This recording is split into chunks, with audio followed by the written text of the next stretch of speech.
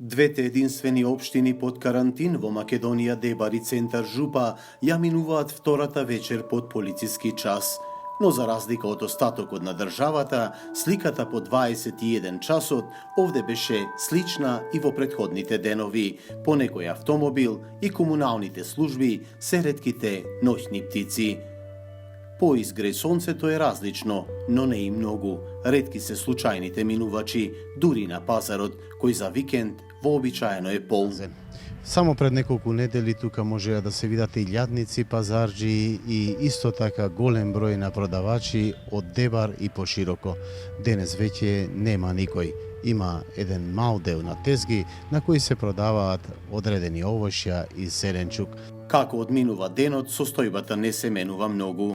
Продажбата на вистина да збориме денеска е многу слабо, зашто луѓето не излезат надвор, имат страф од сите, не знам, тешко и за држава и за нас. Согласно препораките, кафулињата во Дебар не работаат. Отворени се само маркетите и аптеките, но полиците се полни. Вака како што изгледа е добро. Понатаму ќе видиме како ќе биде ситуацијата. Како да работите тука? Значи, што купува најчесто муштеријата, односно нашите луѓе? Па најчесто основни работи: масло, брашно, шеќер, љувки, батаци, јајца. Дали мислите дека дуќанот е целосно снабден со се она што секогаш го држите тука? Па за сега сме добро снабдени. Според нарачките има роба. Па се надевам дека и понатаму ќе има се она што ни е неопходно. Набавките за градот ги координира регионалниот центар за управување со кризи во Дебар.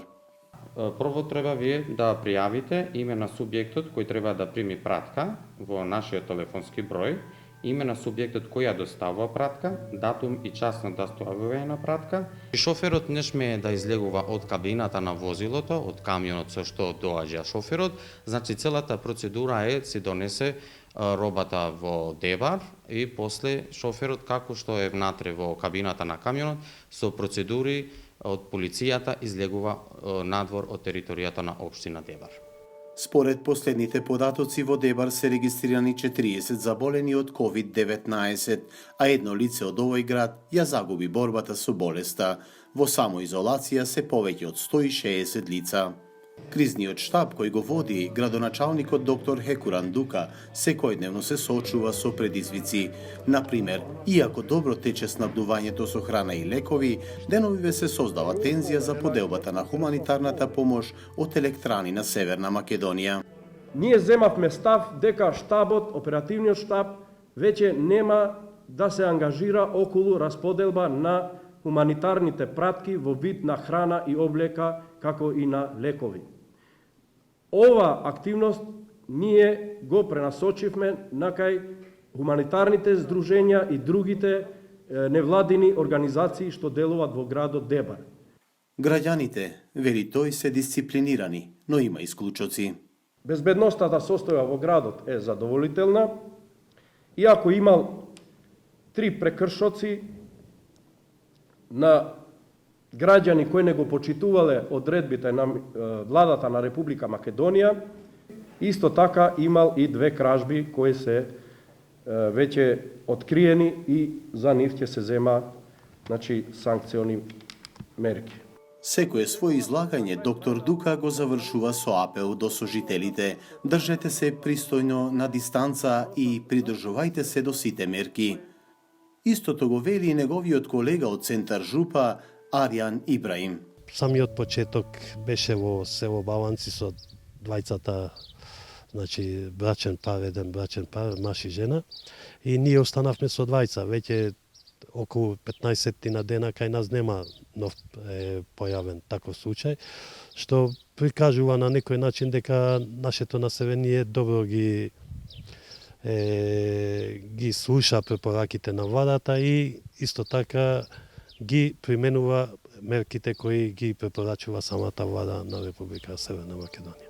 Но Аријан Ибраим повикува мерките и понатаму да се почитуваат, особено полицискиот час.